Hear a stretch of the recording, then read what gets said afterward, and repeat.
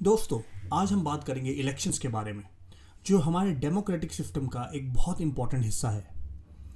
Election सिर्फ एक process नहीं है, बल्कि ये हमारे देश की ताकत है, जहां हर सिटीजन का एक वोट और एक आवाज़ है। शुरू करते हैं एक रियल लाइफ एग्जाम्पल से, ताकि हम समझ सकें कि इलेक्शंस कैसे इंपॉर्टेंट होते हैं। Case study Haryana assembly elections 1987। 1987 में हरियाणा में स्टेट असेंबली इलेक्शंस हुए। तब तक कांग्रेस पार्टी 1982 से पावर में थी। ऑपोजिशन लीडर चौधरी देवीलाल ने एक मूवमेंट शुरू किया जिसका नाम था न्याय युद्ध, यानी वॉर फॉर जस्टिस। उन्होंने एक नई पार्टी बनाई जिसका नाम था लोक दल। देवीलाल ने यह प्रॉमिस किया कि अगर उनकी पार्टी जीती तो वो फार्मर्स और स्मॉल बिजनेसमैन के लोन्स वेव कर देंगे। ये प्रॉमिस लोगों को बहुत अट्रैक्टिव लगा।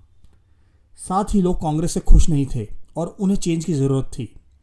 फाइनली 1987 में इलेक्शन हुआ और लोगों ने बढ़ चढ़ कर लोक दल को वोट दिया। लोक दल ने क्लियर मेजॉरिटी से जीत हासिल की और देवीलाल हरियाणा के चीफ मिनिस्टर बन गए। उन्होंने अपना प्रॉमिस पूरा किया और स्मॉल फार्मर्स, एग्रीकल्चरल लेबरर्स और बिजनेसमैन के लोन्स वेव कर दिए। लेकिन 1991 के इलेक्शंस में लोक दल हार जाती है और कांग्रेस फिर से पावर में आ जाती है। यह दिखाता है कि इलेक्शंस कितनी ज़रूरी चीज़ है। ये लोगों का अपना गुस्सा या खुशी दिखाने का एक तरीका है। इस केस स्टडी से हमें पता चलता है कि सिर्फ लालच देने से कोई भी पार्टी पावर में नहीं रह सकती। उस पार्टी को लोगों के हित के लिए भी काम करना पड़ेगा। देवीलाल ने लोगों के लोन तो माफ़ किए, पर हरियाणा की उतनी डेवलपमेंट नहीं कर पाए जितनी लोगों को उनसे उम्मीद थी। इसी वजह से लोगों ने अगले इलेक्शन में लोकदल को हरा दिया। इलेक्शंस की ज़रूरत क्यों है? अब आप सोच रहे होंगे कि हमें इलेक्शंस की ज़रूरत क्यों है। जनता खुद ही सारे डिसीजंस क्यों नहीं ले लेती? जनता को अपने रिप्रेजेंटेटिव चुनने की ज़रूरत ही क्या है? देखो, हमारा इतना बड़ा देश है, सब लोग एक साथ मिलकर डिसीजंस नहीं ले सकते। किसी के पास टाइम नहीं है तो किसी के पास नॉलेज नहीं है, और इतने सारे लोगों का किसी एक चीज़ पर एग्री करना भी इम्पॉसिबल है। इसलिए इलेक्शंस हमारे लिए रिप्रेजेंटेटिव चूज़ करने का तरीका है, ताकि हमारे चुने हुए रिप्रेजेंटेटिव हमारे बिहाफ पर डिसीजन ले सके। Through elections people can choose who will make loss for them, यानी हम चुनते हैं कि हमारे लिए लॉस कौन बनाएगा। Second, choose who will form the government and take major decisions. Third, choose the party whose policies will guide the government and law making. जब हम वोट देते हैं तो सिर्फ किसी व्यक्ति को वोट नहीं देते, बल्कि उस पार्टी और उस विचारधारा को वोट देते हैं। Fourth, remove the representative who is not meeting people's expectation. अगर कोई रिप्रेजेंटेटिव लोगों की एक्सपेक्टेशन पर खरा नहीं उतरता तो लोग उसे नेक्स्ट इलेक्शन में हटा देंगे।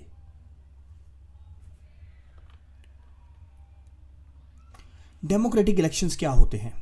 अब देखो, कुछ कंट्रीज हैं जैसे कि पाकिस्तान और चाइना, जहां सिर्फ नाम के इलेक्शंस होते हैं, लेकिन वो इलेक्शंस डेमोक्रेटिक नहीं होते। इलेक्शंस तभी डेमोक्रेटिक होते हैं जब कुछ मिनिमम कंडीशंस पूरी होती हैं, और ये मिनिमम कंडीशंस हैं: first, one vote equal value. Everyone should have one vote and each vote should have equal value. मतलब ऐसा नहीं होना चाहिए कि गरीब के वोट की वैल्यू कम है और अमीर के वोट की वैल्यू ज़्यादा है। हर व्यक्ति, चाहे वो अमीर हो, गरीब हो, पुरुष हो या महिला हो, या फिर वो किसी भी जाति या धर्म का हो, सबकी वोट्स की वैल्यू सेम ही होनी चाहिए। Second, voters should have some real choice.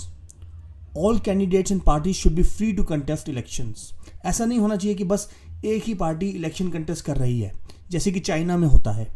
जब एक ही पार्टी इलेक्शन कंटेस्ट करेगी तो लोग किसी और को कहां से वोट देंगे? Elections must be held after every few years. Elections regular intervals पे होने चाहिए। ऐसा नहीं है कि बस एक बार कोई इलेक्शन जीत गया तो बस वही पावर में रहेगा हमेशा। जीतने वाली पार्टी को यह पता होना चाहिए कि वो बस कुछ सालों के लिए पावर में है, और अगर दोबारा पावर में आना है तो अच्छा काम करके दिखाना होगा। Fourth, free and fair elections होने चाहिए। इलेक्शंस इम्पार्शियल होने चाहिए, जहां लोग अपनी मर्जी से वोट करें। तो जब ये चार कंडीशंस, ये चार मिनिमम कंडीशंस है, जब ये चार कंडीशंस फुलफिल होती हैं, तब हम कह सकते हैं कि elections are democratic. Now, is political competition good? देखो, इतनी सारी पॉलिटिकल पार्टीज हैं और हर कोई पावर में आना चाहता है। So there is a good amount of competition in politics also. अब इस कंपटीशन की कुछ डिसएडवांटेजेस भी हैं। पहली, पॉलिटिकल लीडर्स एक दूसरे पर एलिगेशंस लगाते हैं, एक दूसरे को नीचे दिखाकर खुद ऊपर उठना चाहते हैं। सेकंड, पार्टीज और कैंडिडेट्स डर्टी ट्रिक्स यूज करते हैं इलेक्शंस जीतने के लिए। साम दाम दंड भेद सब कुछ इस्तेमाल किया जाता है इलेक्शंस जीतने के लिए। इलेक्शंस जीतने का pressure long term sensible policies बनाने से रोकता है। इलेक्शन जीतने के चक्कर में पॉलिटिकल पार्टीज ऐसे ऐसे वादे कर देती है जो कि देश के लिए लॉन्ग टर्म में अच्छे नहीं होते। कोई बिजली मुफ्त करने का वादा करता है तो कोई लोगों को पैसे देने का वादा करता है, पर ऐसे वादे आगे जाकर देश को नुकसान पहुंचाते हैं। और लास्ट, कुछ अच्छे लोग जो देश के लिए काम करना चाहते हैं वो पॉलिटिक्स में नहीं आते ड्यू टू अनहेल्दी कंपटीशन। लेकिन हमारे कॉन्स्टिट्यूशन मेकर्स को इन सब डिसएडवांटेजेस की चिंता नहीं थी। कॉन्स्टिट्यूशन मेकर्स का मानना था कि जैसे बाकी प्रोफेशनल्स अपने करियर को आगे बढ़ाना चाहते हैं, वैसे ही अगर पॉलिटिकल लीडर्स भी अपने पॉलिटिकल करियर को आगे बढ़ाना चाहते हैं तो उसमें कुछ गलत नहीं है। कॉन्स्टिट्यूशन मेकर्स को पता था कि लॉन्ग टर्म में अगर गवर्नमेंट अपने लोगों की एक्सपेक्टेशंस को पूरा नहीं करती तो लोग अगले इलेक्शंस में गवर्नमेंट को हटा देंगे। ये इलेक्शंस ही हैं जो इंश्योर करते हैं कि पॉलिटिकल लीडर्स को अपने काम के लिए लोगों से रिवॉर्ड मिलेगा या पनिशमेंट। अब देखते हैं इलेक्शन सिस्टम कैसे काम करता है। इंडिया में इलेक्शंस हर 5 साल में होते हैं और ये 2 तरह के होते हैं। पहला होता है लोकसभा इलेक्शन जो कि नेशनल लेवल के लिए होता है। दूसरा होता है स्टेट असेंबली या विधानसभा इलेक्शंस जो कि स्टेट लेवल के लिए होता है। जब ये इलेक्शन साइमल्टेनियसली सब कॉन्स्टिट्यूएंसीज में होते हैं तो हम इसे जनरल इलेक्शन कहते हैं। अब बाय इलेक्शंस क्या होते हैं, इसको एक एग्जांपल से समझते हैं। सपोज रामनगर नाम की एक कॉन्स्टिट्यूएंसी है। उस कॉन्स्टिट्यूएंसी में मिस्टर एक्स नाम का एक रिप्रेजेंटेटिव इलेक्ट होता है। अब मिस्टर एक्स की डेथ हो जाती है या मिस्टर एक्स रिजाइन कर देते हैं, तो अब मिस्टर एक्स की जगह पर कौन आएगा? क्या किसी भी रैंडम पर्सन को मिस्टर एक्स की जगह पर रखा जा सकता है? नहीं, ऐसा नहीं कर सकते, क्योंकि मिस्टर एक्स को उस कॉन्स्टिट्यूएंसी की जनता ने चुना था। तो मिस्टर एक्स की डेथ या रेजिग्नेशन की वजह से जो वैकेंसी हुई है उसको फिल करने के लिए दोबारा से सिर्फ उसी कॉन्स्टिट्यूएंसी में दोबारा इलेक्शन होगा, जिसे हम कहते हैं बाय इलेक्शंस। देखो, जो व्यक्ति वोट कर सकता है वो इलेक्शन भी कंटेस्ट कर सकता है। बस फर्क इतना है कि वोटिंग की एज 18 साल होती है और इलेक्शन कंटेस्ट करने की मिनिमम एज 25 साल होती है। पार्टीज अपने कैंडिडेट्स को नॉमिनेट करती हैं और उनको पार्टी का सिंबल देती हैं और जो भी रिक्वायर्ड सपोर्ट है वो देती हैं। और जब पार्टी अपने कैंडिडेट्स को नॉमिनेट करती है, इसको पार्टी टिकट भी कहा जाता है। बहुत लोग बोलते हैं ना, यार हमारी पार्टी से टिकट नहीं मिली। इसका मतलब कि पार्टी ने उनको इलेक्शन लड़ने के लिए नॉमिनेट नहीं किया। अब देखो, जिस व्यक्ति को इलेक्शन लड़ना है उसको 3 काम करने पड़ते हैं। पहला, उसे नॉमिनेशन फॉर्म भरना पड़ता है। दूसरा, उसे सिक्योरिटी डिपॉजिट जमा करवाना पड़ता है। तीसरा, अब सुप्रीम कोर्ट की डायरेक्शन के हिसाब से एक लीगल डिक्लेरेशन भी देनी पड़ती है, जिसमें उसको बताना पड़ता है कि उसके अगेंस्ट कोई क्रिमिनल रिकॉर्ड तो नहीं है। दूसरा, उसकी एसेट्स और लायबिलिटीज क्या है, उसकी संपत्ति कितनी है, उसके ऊपर लोन्स कितने हैं। और तीसरा, उसकी एजुकेशनल क्वालिफिकेशन क्या है। और ये सारी इंफॉर्मेशन पब्लिक करी जाती है ताकि पब्लिक को डिसाइड करने में मदद मिल सके। कुछ लोग बहुत साधु संत जैसे लगते हैं शक्ल से, लेकिन उनके ऊपर बड़े सारे क्रिमिनल केस चल रहे होते हैं। तो ये जनता का हक है कि वो जाने कि किसके ऊपर कितने क्रिमिनल केस हैं, किस कैंडिडेट की क्या एजुकेशनल क्वालिफिकेशन है और उसके एसेट्स और लायबिलिटीज क्या हैं। अब देखो, इलेक्शन लड़ने के लिए कोई भी एजुकेशनल क्वालिफिकेशन की ज़रूरत नहीं होती। ऐसा क्यों? इसके 3 कारण हैं। पहला, हर तरह के काम के लिए एजुकेशनल क्वालिफिकेशन की ज़रूरत नहीं होती। जैसे अगर किसी को क्रिकेटर बनना है तो उसकी एजुकेशनल क्वालिफिकेशन देख के क्या फ़ायदा, उसमें तो उसको क्रिकेट खेलना अच्छा आना चाहिए बस। ऐसे ही नेता बनने के लिए लोगों की प्रॉब्लम्स और कंसर्न समझ में आने चाहिए और उनके इंटरेस्ट को रिप्रेजेंट करना आना चाहिए। दूसरा, एजुकेशनल क्वालिफिकेशन इंपॉर्टेंट है भी तो जनता को डिसाइड करने दो ना कि वो कितना इंपॉर्टेंट है। अगर जनता को अनएजुकेटेड इंसान को वोट देना है तो वो देगी, अगर उनको एजुकेटेड इंसान को वोट देना तो वो एजुकेटेड इंसान को वोट देगी। अब हमारे मोदी जी हैं, वो ज़्यादा पढ़े लिखे तो नहीं हैं, वो तो चाय बेचते थे, लेकिन लोगों ने उनको प्रधानमंत्री बना दिया। तो ये लोगों के ऊपर निर्भर करता है कि वो इलेक्शन के लिए एजुकेशन को कितनी इंपॉर्टेंस देते हैं। थर्ड, अगर एजुकेशनल क्वालिफिकेशन को मैंडेटरी कर दिया जाए then this is against the spirit of democracy. इतने लोग गरीबी के कारण पढ़ नहीं पाते, कितने लोग और कई कारणों से नहीं पढ़ पाते, तो क्या वो इलेक्शन भी नहीं लड़ सकते? अगर आज की डेट में ग्रेजुएट डिग्री को कंपलसरी कर दिया जाए तो 90% इंडियन सिटीजन जो हैं they will become ineligible to contest elections. अब बात करते हैं इलेक्शन कैंपेन की। अब इलेक्शन कैंपेन का पर्पस क्या है? पहला तो अपने वोटर्स को बताना कि वो क्या करने वाले हैं जब वो पावर में आएंगे। फिर यह बताना कि दूसरे कैंडिडेट से वो कैसे बेटर हैं। तीसरा, पब्लिक की अटेंशन बड़े इश्यूज पर लेकर आना, जैसे एयर पॉल्यूशन हो गया, यमुना साफ नहीं है, लैंडफिल बनते जा रहे हैं, अनएम्प्लॉयमेंट हो रही है, राइट? और पब्लिक को कन्विंस करना अपनी पार्टी को वोट देने के लिए। इलेक्शन कैंपेन कैंडिडेट्स की फाइनल लिस्ट अनाउंस होने के बाद और डेट ऑफ पोलिंग के बीच 2 वीक्स के पीरियड में चलते हैं, लेकिन असलियत में इलेक्शन कैंपेन्स 2 हफ्ते तक सीमित नहीं रहते। पॉलिटिकल पार्टीज कई महीनों पहले इस इलेक्शन कैंपेन को स्टार्ट कर देती है। अब आइए देखते हैं कुछ फेमस स्लोगन जो कि कुछ नेताओं ने दिए थे। इंदिरा गांधी जो कि कांग्रेस की लीडर थी, उन्होंने स्लोगन दिया था गरीबी हटाओ। जयप्रकाश नारायण जो जनता पार्टी के लीडर थे, उन्होंने स्लोगन दिया था सेव डेमोक्रेसी। इन्होंने ये स्लोगन इमरजेंसी के टाइम दिया था। उन्होंने वादा किया था कि इमरजेंसी में जो फंडामेंटल राइट्स छीन लिए गए थे वो उनको रिस्टोर करेंगे। फिर लेफ्ट फ्रंट पार्टी ने स्लोगन दिया था लैंड टू द टिलर। और एनटी रामाराव जो कि तेलुगु देशम पार्टी के लीडर थे, उन्होंने स्लोगन दिया था प्रोटेक्ट सेल्फ रिस्पेक्ट ऑफ तेलुगुस। अच्छा, क्या इलेक्शन कैंपेन को रेगुलेट करने की ज़रूरत है? रेगुलेट से मतलब है क्या इलेक्शन कैंपेन पर रिस्ट्रिक्शंस लगाने की ज़रूरत है? जी हाँ, कभी कभी ये ज़रूरी हो जाता है कि इलेक्शन कैंपेन को रेगुलेट किया जाए और ये बताया जाए कि क्या क्या किया जा सकता है और क्या क्या नहीं किया जा सकता इलेक्शन कैंपेन में, ताकि सारी पार्टीज के पास इक्वल और फेयर चांस हो कम्पीट करने का। तो देखो, एक इलेक्शन के टाइम एक पार्टी और कैंडिडेट क्या क्या नहीं कर सकता। पहला, वो वोटर को रिश्वत नहीं दे सकता, ना ही उसे धमका सकता है। ऐसा नहीं कह सकता लोगों को कि 1000 रुपये लो और मुझे ही वोट करना। ना ही ये बोल सकता है कि मुझे वोट नहीं किया तो गोली मार दूंगा। दूसरा, धर्म और जाति के नाम पर वोट नहीं मांग सकता। तीसरा, गवर्नमेंट के रिसोर्सेज यूज नहीं कर सकता इलेक्शन कैंपेन में। अब देखो, गवर्नमेंट के पास तो सारे रिसोर्सेज होते हैं, उसको तो कोई कमी नहीं है।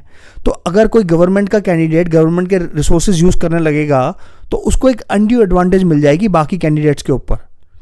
इसलिए गवर्नमेंट के रिसोर्सेज यूज करना अलाउड नहीं है। अब देखो, इलेक्शन कैंपेन में थोड़ा पैसा भी खर्च होता है, लेकिन इस खर्चे पर भी रिस्ट्रिक्शन है। अगर लोकसभा का इलेक्शन है तो एक कॉन्स्टिट्यूएंसी में 25 लाख से ऊपर पैसा खर्च नहीं हो सकता, और अगर स्टेट असेंबली के इलेक्शन है तो एक कॉन्स्टिट्यूएंसी में 10 लाख से ऊपर पैसा खर्च नहीं हो सकता। अगर कोई भी कैंडिडेट ये 4 काम करते हुए पाया गया तो कोर्ट उसे इलेक्शन जीतने के बाद भी डिस्क्वालीफाई कर सकती है।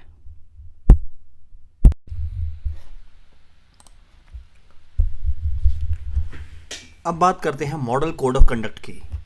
Model code of conduct political parties और कैंडिडेट्स को बताता है कि उनका बिहेवियर यानी कंडक्ट इलेक्शन के दौरान कैसा होना चाहिए। According to model code of conduct, कोई भी व्यक्ति अपने इलेक्शन प्रोपोगंडा के लिए किसी प्लेस ऑफ वर्शिप का यूज नहीं कर सकता। रिलीजन को इलेक्शन से दूर रखा गया है। कोई भी व्यक्ति गवर्नमेंट व्हीकल, एयरक्राफ्ट या किसी गवर्नमेंट ऑफिशियल को इलेक्शंस के लिए यूज नहीं कर सकता। एक बार इलेक्शंस अनाउंस हो जाते हैं तो कोई भी मिनिस्टर ना तो किसी प्रोजेक्ट के लिए कोई फाउंडेशन स्टोन रखेगा, ना कोई बड़ा पॉलिसी डिसीजन लेगा, और ना ही पब्लिक फैसिलिटीज प्रोवाइड करने का कोई प्रॉमिस करेगा। Basically model code of conduct ensure करता है कि कोई भी पार्टी किसी भी तरह का लालच दे के वोटर्स का डिसीजन को इन्फ्लुएंस ना करे। जिस दिन पोलिंग होती है उस दिन को हम कहते हैं इलेक्शन डे। जितने भी एलिजिबल वोटर्स हैं वो अपने पास के पोलिंग बूथ पर वोट करते हैं। Polling booth generally local school या गवर्नमेंट ऑफिस में बनाए जाते हैं।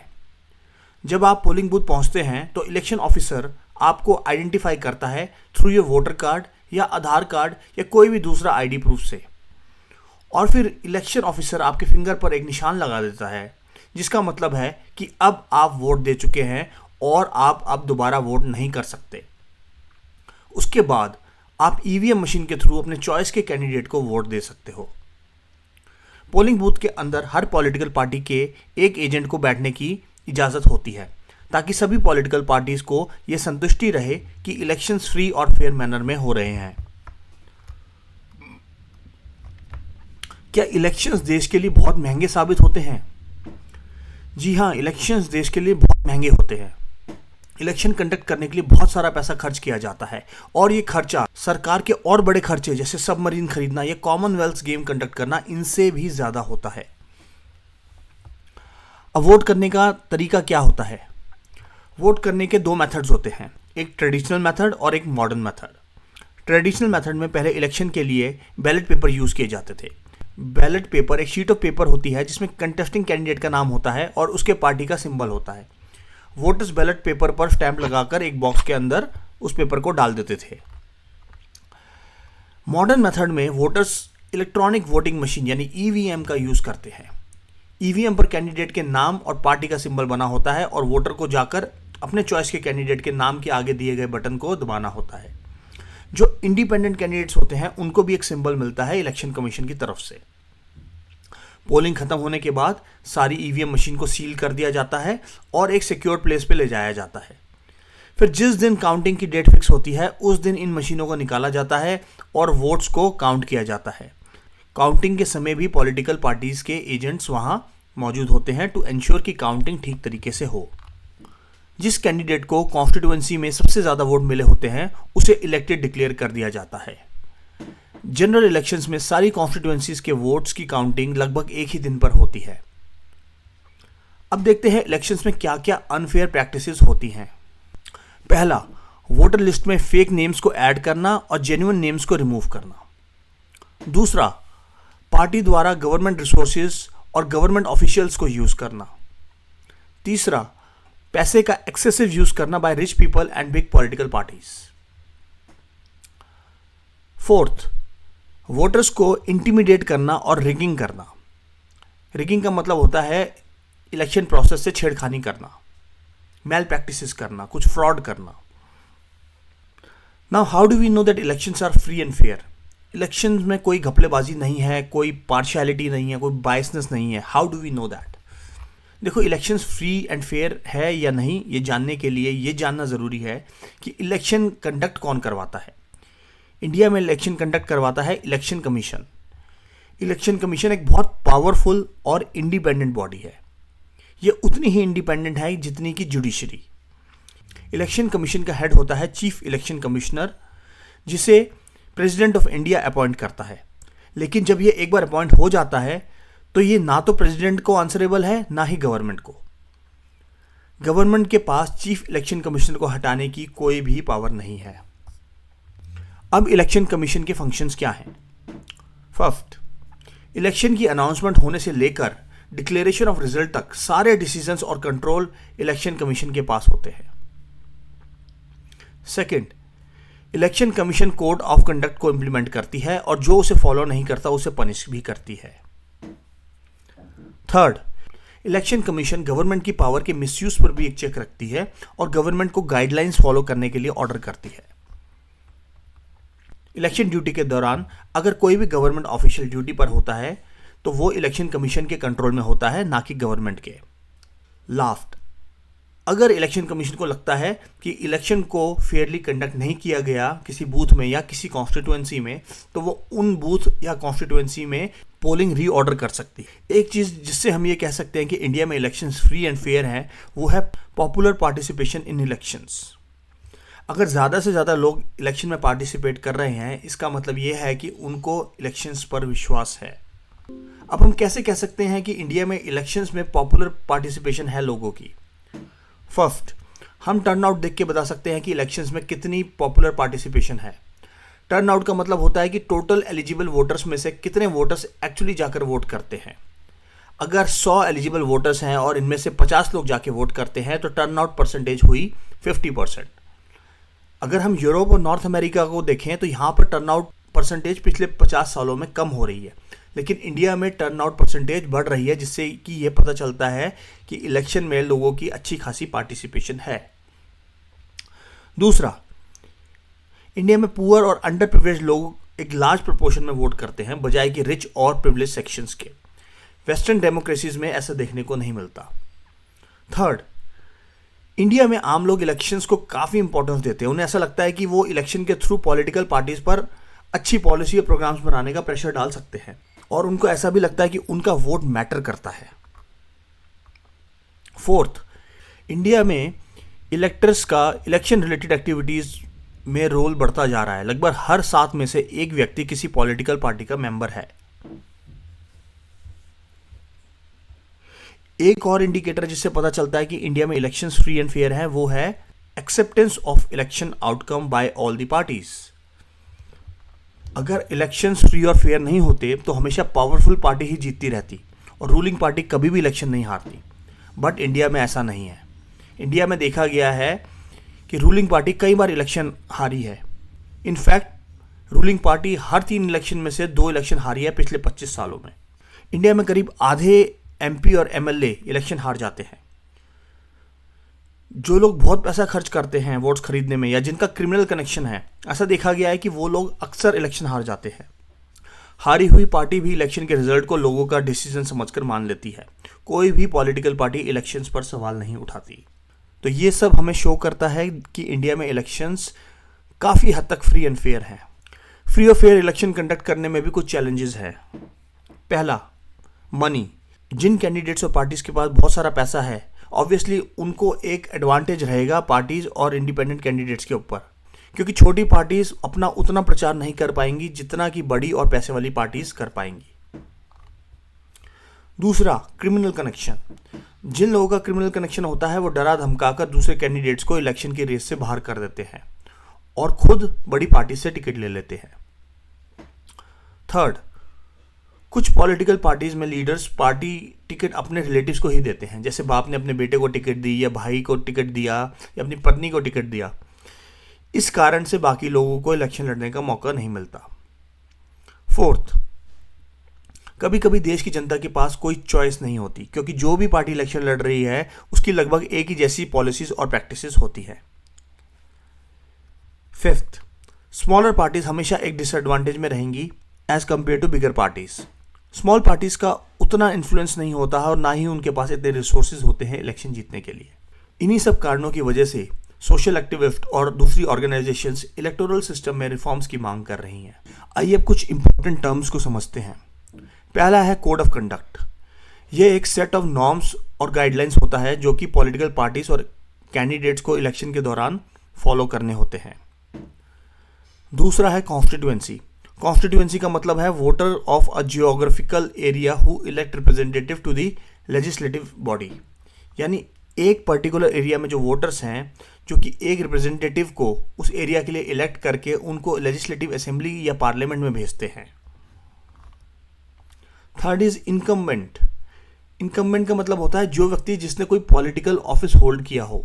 जैसे नरेंद्र मोदी है, वो इनकम्बेंट है क्योंकि वो देश के प्राइम मिनिस्टर है, उन्होंने पॉलिटिकल ऑफिस होल्ड किया हुआ है। जितने भी मिनिस्टर्स हैं बीजेपी गवर्नमेंट में वो सब इनकम्बेंट हैं। इलेक्शन कमिश्नर इनकम्बेंट है क्योंकि इन सब ने पॉलिटिकल ऑफिस होल्ड किया हुआ है। अब इस सेंटेंस को देखिए, the choice for voters in election is between the incumbent party और candidate and those who oppose them. तो इसका मतलब जो पार्टी पावर में है वो इनकम्बेंट पार्टी होगी। This is just an example. अगला है लेवल प्लेइंग फील्ड। इसका मतलब है जिस फील्ड पर 2 टीम्स खेल रही हैं उस फील्ड का लेवल बराबर होना चाहिए, दोनों टीम्स के लिए फेयर होना चाहिए। तो इसका मतलब है कि अगर ये सारी पार्टीज और कैंडिडेट जो इलेक्शन कंटेस्ट कर रही हैं उन सबको इक्वल अपॉर्चुनिटी होनी चाहिए वोट्स की अपील करने के लिए और इलेक्शन कैंपेन कंडक्ट करने के लिए। नेक्स्ट है रिगिंग। जब political parties fraud and malpractices इसका यूज करके अपने वोट्स बढ़ाना चाहती हैं तो उसे हम कहते हैं रिगिंग। रिगिंग के कुछ एग्जांपल्स हैं, जैसे दूसरों के वोट्स लेकर बैलेट बॉक्स भरना, एक ही व्यक्ति द्वारा मल्टीपल वोट्स देना, पॉलिटिकल ऑफिसर को रिश्वत देना या धमकाना ताकि वो किसी कैंडिडेट को फेवर करे। Alright, so this is the end of the chapter. अगर आपको इस लेक्चर के नोट्स चाहिए तो उसका लिंक डिस्क्रिप्शन में है।